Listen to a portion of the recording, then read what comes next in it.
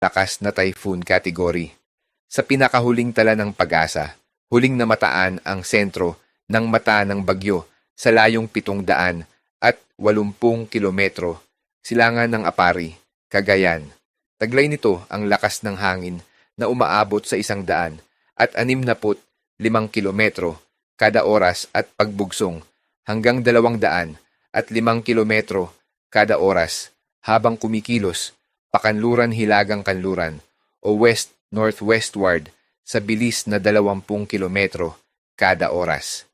Inaasahang patuloy na kikilos ang bagyong Inday sa direksyong northwestward sa Philippine Sea at pinakamalapit na lalapit sa extreme northern Luzon mula ngayong gabi hanggang Biyernes ng umaga. Pagkatapos nito, tatahakin ng bagyo ang katimugang bahagi ng Japan at maaaring dumaan o maglandfall sa hilagang baybayin ng Taiwan bago tuluyang lumabas ng Philippine Area of Responsibility sa Sabado. Posible rin itong maglandfall sa silangang bahagi ng mainland China pagsapit ng Sabado, ng gabi o linggo ng madaling araw. Bagamat walang direktang landfall na inaasahan sa bansa, binibigyang diin ng pag-asa na maaari pa ring maranasan ang malalakas na pag-ulan at mapaminsalang hangin maging sa mga lugar na nasa labas ng forecast track ng bagyo.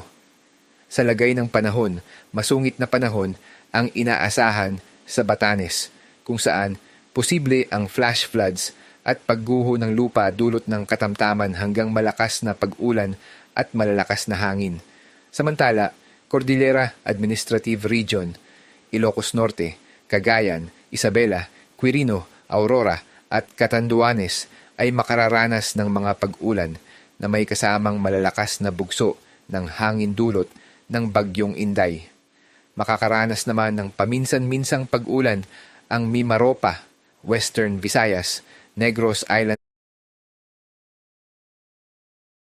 Region at Zamboanga Peninsula dahil sa pinalakas na southwest monsoon. Asahan din ang maulap na kalangitan na may kalat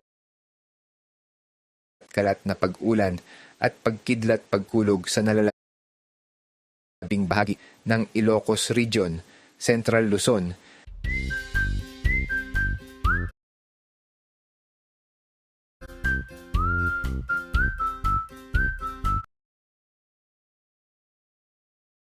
din sa Metro Manila at nalalabing bahagi ng bansa, bunsod ng pinagsamang epekto ng bagyong Inday at ng pinalakas na habagat.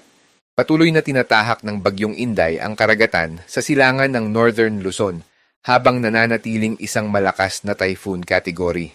Sa pinakahuling tala ng pag-asa, huling namataan ang sentro ng mata ng bagyo sa layong 780 kilometro, silangan ng Apari, Cagayan. Taglay nito ang lakas ng hangin na umaabot sa 165 kilometro kada oras at pagbugsong hanggang 200